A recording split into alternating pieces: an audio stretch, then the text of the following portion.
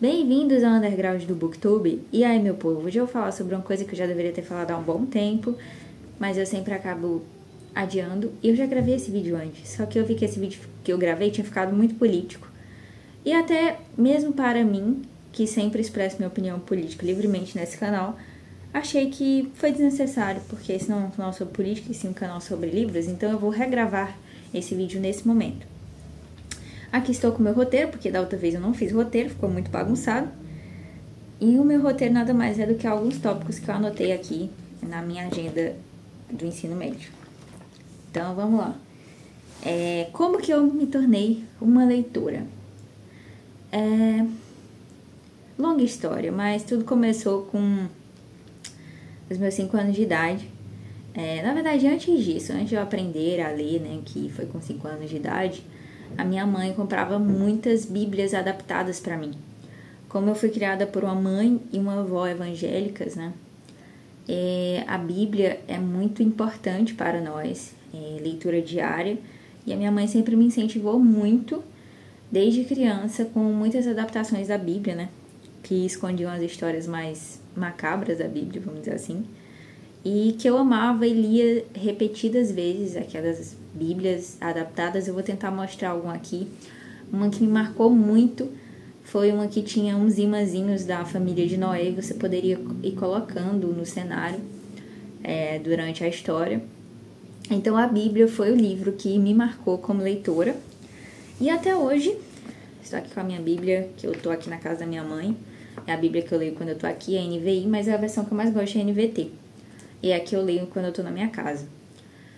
E até hoje é a única leitura que eu faço diariamente. Tem vezes que eu não leio nenhum livro de ficção ou qualquer outro tipo de livro, mas a Bíblia eu sempre leio. Ou pelo menos tento ler, né? 99% das vezes eu leio, vamos dizer assim. Então a Bíblia é muito marcante pra mim, como uma protestante. É o meu livro preferido, meu livro da vida. E a minha regra de fé e prática. E aí, a próxima coisa que eu anotei aqui foi na minha infância, que eu lia muito Turma da Mônica. Isso, gente. Quem era uma criança que lia Turma da Mônica, que eu sei que a Turma da Mônica alcançou várias gerações, inclusive a minha, que foi criança no início dos anos 2000, sabe que, pelo menos minha mãe não tinha muito dinheiro para comprar muitas revistinhas da Turma da Mônica para mim. Então, eu lia e relia o mesmo almanaque e eu tinha raiva de ler muito rápido, porque eu tinha que ficar relendo. Então, era essa a sina da criança fã de Turma da Mônica, ter que reler 1000 vezes as mesmas historinhas. E eu gostava demais. Eu também peguei a época da Turma da Mônica jovem, que inclusive tem histórias mais macabras do que certos livros do Stephen King. E eu andei relendo esse ano muita coisa da Turma da Mônica e da Turma da Mônica jovem, porque quando eu hiperfoco em alguma coisa, né, então eu acabei lendo muita coisa, relia a saga da Umbra, da Turma da Mônica jovem, que é maravilhosa, assim, uma das coisas mais macabras que eu já li, mas muito bem feita em termos de horror, muito bom mesmo. E aí eu coloquei aqui a biblioteca da escola que eu estudava. Eu morei no interior de São Paulo. Eu já morei em alguns estados do Brasil, gente, olha, eu vou contar aqui pra vocês todos os meus adjetivos pátrios. Eu sou pernambucana de nascimento, sertão de Pernambuco. Isso não significa que eu moro no meio do mato, numa casa oca. É o nome da região, né? Que chama sertão mesmo. E deixa eu ver. Depois eu me mudei para o interior de São Paulo. Então eu sou paulista também. Modo de falar, né? Brasiliense. Que mais? Goiana. E fluminense e agora mineiro. Então, aí meus adjetivos pátrios. E aí, quando eu morava no interior de São Paulo, que eu estudava na escola pública, que era a única escola que tinha na cidade, tinha uma biblioteca e a gente tinha que pegar um livro toda semana. E eu pegava aqueles livros de contos de fadas, aquelas adaptações de contos de fadas. Eu também tinha, né, que a minha mãe comprava pra mim. E eu lia muito aqueles livrinhos. Outro momento marcante para mim foi quando eu li o Guarani, do José de Alencar, com 11 anos na escola, na biblioteca da minha escola, só que isso lá em Pernambuco, que foi a escola que eu estudei boa parte da minha vida, foi lá em Pernambuco. E eu peguei na biblioteca o Guarani, porque eu achei interessante a história de um índio que se apaixonava por uma moça branca. Eu sempre gostei de romance esquisito. Qual é o romance esquisito? Deixa eu explicar pra vocês. Por exemplo, uma nerd e um cara do punk, ou uma garota patricinha e um nerd, ou pessoas diferentes. Eu sempre gostei de romance de pessoas diferentes. E eu era criança, né? Então o romance romântico me apetecia mais. Apesar de que aqui é um livro do romantismo indianista, né? Eu não entendi essas coisas, só peguei pra ler. Não entendi muita coisa, porque muitas das palavras usadas não eram próprias para uma criança de 11 anos que não estava acostumada a ler esse tipo de coisa. Mas eu achei bonita a história do Peri e da Cecília. Apesar de achar o Peri um gado. E às vezes me dava raiva quando que ele era gado dela, mas eu achei bonito. Talvez não gostasse hoje, porque eu já andei lendo umas coisas do José de Alencar. Eu li dele 5 minutos, A Viuvinha, e não gostei. E atualmente estou lendo Senhora e para mim está sendo o melhor livro dele. Mas, no geral, José de Alencar não é um autor para mim, ele é muito piegas. E aí depois eu descobri Diário de um Banana, que é algo que eu leria tranquilamente até hoje. E não me importo com a opinião dos cultos de plantão, porque eu não vou ficar aqui me justificando porque eu gosto de Diário de um Banana e de Machado de Assis, tá bom? E me marcou muito, eu lia muito Diário de um Banana, em vez de prestar atenção na aula, eu queria ficar lendo Diário de um Banana.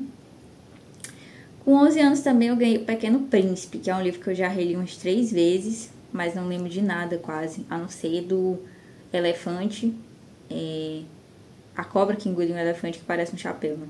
Isso eu acho que ninguém esquece.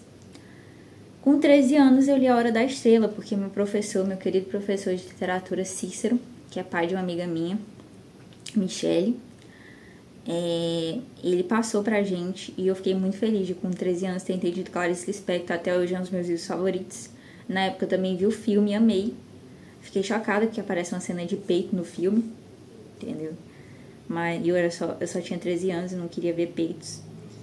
Então, mas assim, o filme é muito fiel ao livro, eu gosto bastante. Eu sempre acho engraçado quando a Macabea fala: Olímpico, você gosta de prego e parafuso?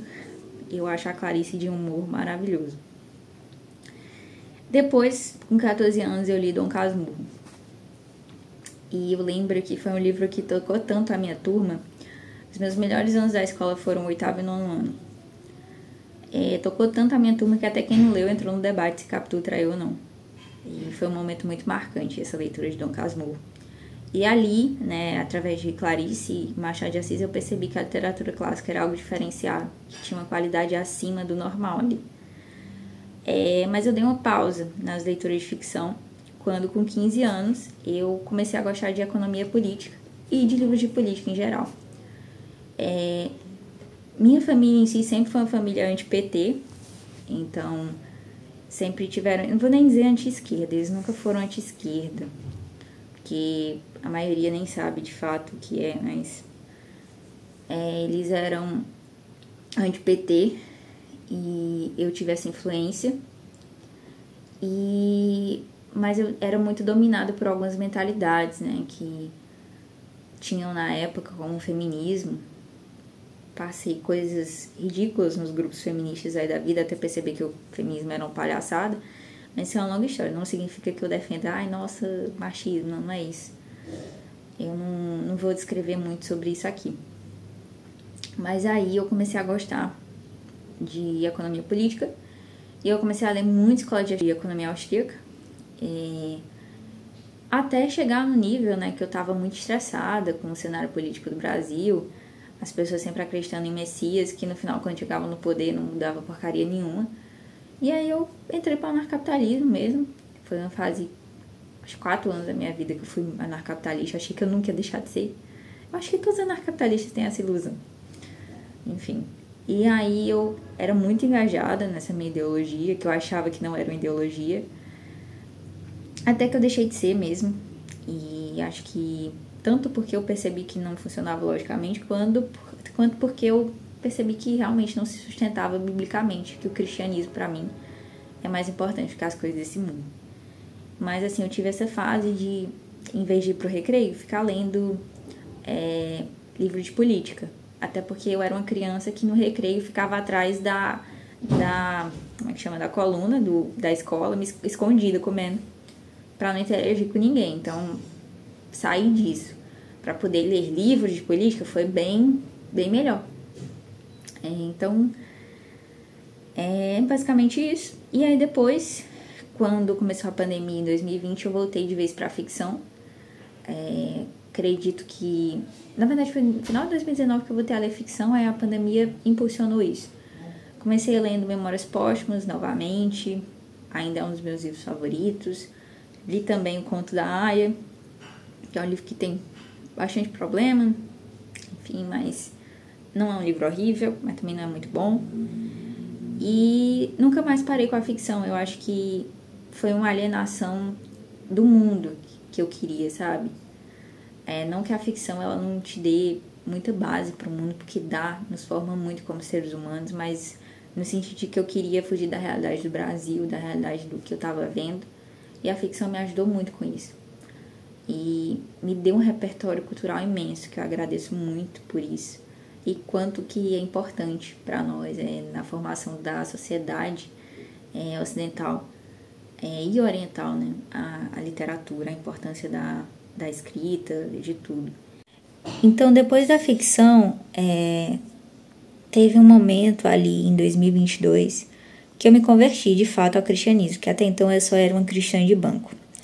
Isso quando eu tive minhas fases doidas, né, dos meus 17 aos 20 anos, porque antes disso eu não saía de casa, e comecei a aprontar bastante, só que não era uma coisa regular. E aí depois eu me converti verdadeiramente ao cristianismo e me apaixonei por teologia, né? Desde quando eu era criança que eu ouvi falar do calvinismo na escola, eu sempre achei o calvinismo muito lógico. E aí quando eu pude ler as Institutas da Religião Cristã, entre outras coisas, me apaixonei pela teologia, principalmente essa teologia que estuda as diferenças, os diferentes tipos de cristianismo, de conceitos. Eu gosto muito dessa área. E também foi uma parte que me fez muito feliz. E eu me identifiquei muito com o calvinismo, tanto porque eu acho que é o mais correto biblicamente falando, mas também porque os calvinistas eles têm uma cultura intelectual muito grande, né? Diferente de algumas vertentes do evangelicalismo brasileiro que valorizam zero o intelectual, e deve ser por isso que falam tanta besteira em cima de púlpito. Os calvinistas não, eles prezam por uma verdade bíblica muito grande. É normal eu com 23 anos estar com a perna toda travada? Não é normal, porque eu fui sentar aqui para gravar o vídeo, eu quase não levanto. Não sejam pessoas sedentárias, né? Olha, o problema de você ser tímido, entendeu? E não gostar de ir na academia porque tem pessoas, é porque você ficar assim, sedentário, todo ferrado com apenas 23 anos de idade. Tô aqui tentando tirar uma foto para esse vídeo. Então, assim, gente, é isso. Eu espero que vocês tenham gostado. Que Deus abençoe todos vocês.